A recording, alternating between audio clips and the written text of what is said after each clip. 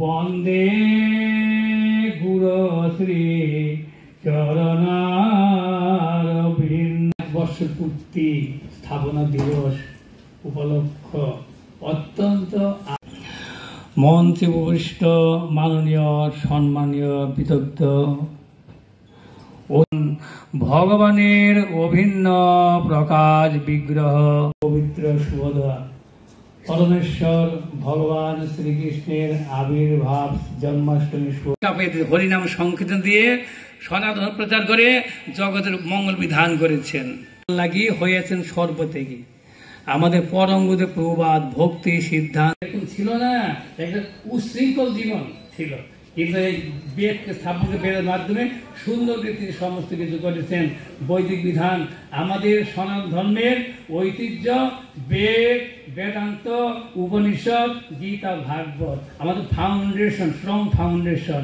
সুতরাং ধর্ম ছাড়া মানুষ বাঁচতে পারে না, ধর্মই আমাদের জীবন। যথা ধর্ম তথা জয়। কোন ধর্ম? আমার ধর্মকে আমি কে? আমি মনোআত্মা, আমার প্রভু পরমাত্মা পরমেশ্বর ভগবান শ্রীকৃষ্ণ,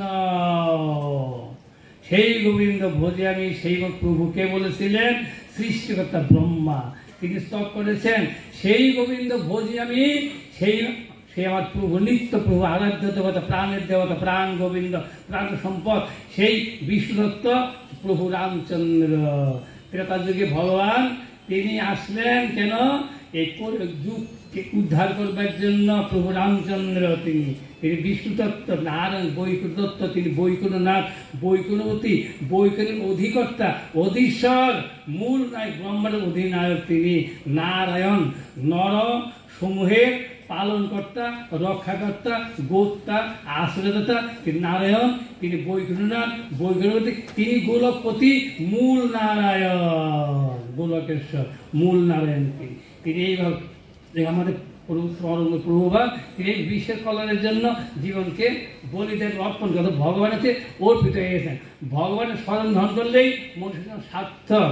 আমাদের মনুষ্য কি করে সার্থক হবে?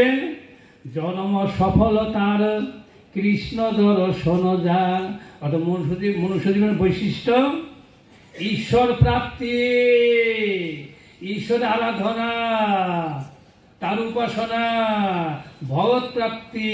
যাকে পেলে আর জানবার, পাবার, বোঝবার কিছুই বাকি থাকে না।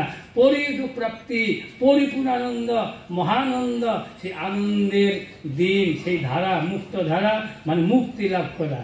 মুক্তি লাভ করা, সংসারে মুক্তি লাভ করা। আমরা ভগবানকে ভুলে দুঃখ কষ্ট পাচ্ছি। আমরা কেন পাচ্ছি দুঃখ? কেন? দুঃখের কারণ কি? মানুষকে অমৃত সপুত্রা, অমৃত সন্তান, আমরা অমৃত সাধন করবো, অমরত্ব লাভ করবো। আমরা মৃত্যু মুখে পতিত হচ্ছি। মৃত্যু মানে শরীরকে পরিত্যাগ করা। আমি সশরীরে চলে গেছি যুধিষ্ঠির মহারাজ, সশরীরে চলে গেছে যুধিষ্ঠির মহারাজ, চলে গেছেন। আমরা কেন শরীর পরিত্যাগ করবো?